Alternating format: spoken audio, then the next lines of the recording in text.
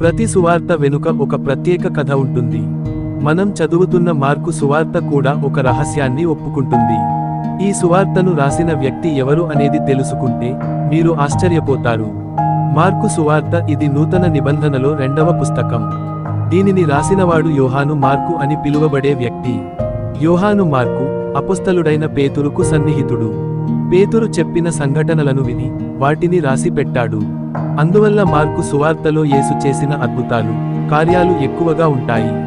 ఇది యేసుక్రీస్తు సేవకు ఒక వేగవంతమైన, ప్రత్యక్ష సాక్ష్యం లాంటిది. మార్కు సువార్తను అనేక పండితులు మొదటి వ్రాసిన సువార్తగా పరిగణిస్తారు.